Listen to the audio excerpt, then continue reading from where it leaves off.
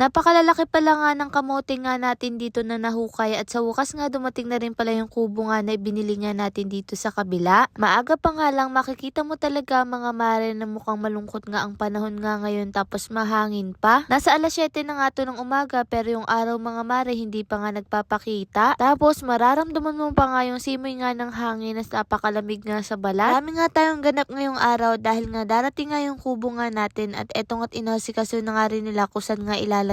Dito na rin kasi a-assemblein nga yun mga mare dahil nga hindi magkakasya kung buo nga nilang dadalin. Kaya nun maaga pa lang ay talagang abalang-abala na nga ang lahat nga dito mga mare at etong at hinukay nga nila yung kamatis dito ililipat nga natin. Sabi ko kasi kay tate ilipat na nga lang kasi sayang naman baka tumubo or makayanan pa nga niya mga mare yung paglipat nga ng bahay niya. Kaya ayan medyo nagbabaka sakali nga rin kami mga mare na baka nga tumalab nga yung paglipat nga dito. Ang gaganda kasi nung nakuha nga ni tatay na kamatis ngayon tapos ang lalaki pa nga mga mare, sayang din talaga kung hindi nga magkakaroon nga ulit ng bunga. Tapos eto nga si Kuya Mark namitas na nga rin dito kahit hilaw pa nga etong kamatis at pagkatapos naman nga nun mga mare, pumunta rin pala kami dito sa kabila. Walang hila-hilamos yan mga mare, sadyang iyan nga lang talaga. Paano ba naman nga itong si Gael, inaantok pa nga ako, niyayaya na nga ako dito sa labas. Hinahawakan na nga yung kamay ko at pinapabangon na ako sa pagkakahiga ko at sinasabi niya nga umalis na nga daw kami. Kaya ayan kahit inaantok pa ako, ayan mga mare, umuwi na nga kami dito sa kabila. Tapos naisipan nga namin mga mare na maghukay nga dito ng kamote at natuwa naman nga ako, unang hukay pa lang apakalalaki mga mare. At syempre tuwang-tuwa nga ang mare nyo, paano ba naman ngayon nga lang ulit ako nakakita ng ganitong kamote. Dalas talaga nakakakita akong ganito kalaki sa palengke pero ngayon nasa atin na at meron pa nga si tatay na hukay na maliit nga lang pero mas masarap nga daw yan. Kaya sabi ko imamanicure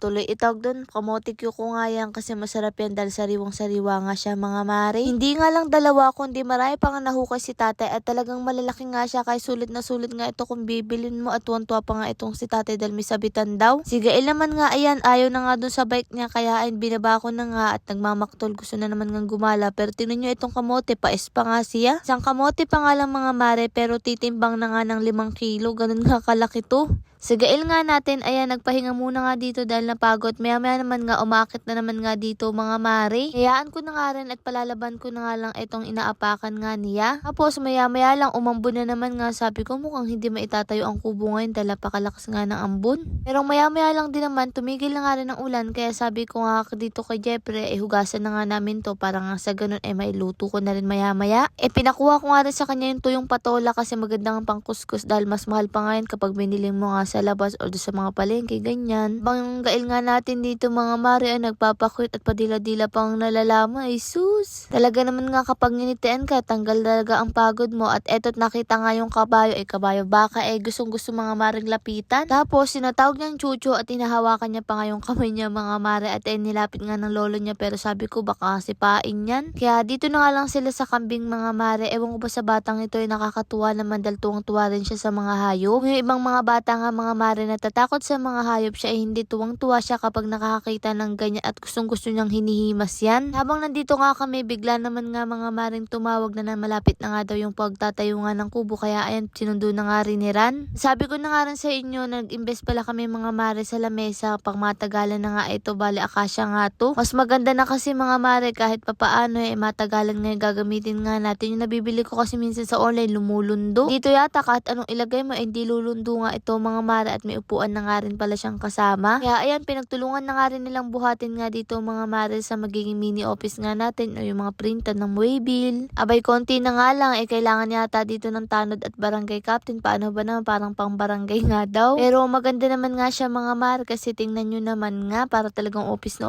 nga ito. Kinahaponan naman nga, dumating na nga rin takoring binili ko para nga paglilipat nga tayo dito, meron nga tayong takore at hindi na nga natin kailangan nga ng electric. Magandahan nga din ako mga mare dito sa takore kasi tingnan nyo nga ang itsura niya, napakasyala tingnan pero aesthetic. Nung nakita ko nga to, abay parang ayoko na nga mga maring gamitin kasi napaka-cute nga niya. Mukhang tama nga to kapag magtitipla nga ako ng barley nga ni Ran na kape tamang-tama to, mag-iinit na nga lang ako dito tapos may pakahoy pa nga siya, diba ang cute? Saktong-sakto sa tema nga natin mga mare dito sa bukid dahil paru-paro, bulaklak, o diba ang cute, muntik pa nga malaglag. Bumili na rin pala ako nga ng pingganan kaya lang hindi pa pala dumadati. Akala ko nga nung una itong box na to ay pingganan. Yung pala mga mare, ayan, nagtataka pa nga ako kung ano yan. Nakita ko na nga mga mare, jug pala to. Sabi nila maganda nga to, kaya napabili nga rin ako mga mare. At sasabihin ko na nga lang sa inyo kung totoong maganda nga siya. Tamang tama nga to kung mahilig ka nga sa cream na kulay. Tapos brown, tingnan nyo naman nga, aesthetic yan. Stainless na nga pala ito sa loob, kaya matagal din matunaw ang yellow. Lord, maraming salamat po sa lahat ng blessing. At syempre sa inyo mga mare, paano ba yun bukas na lang ulit?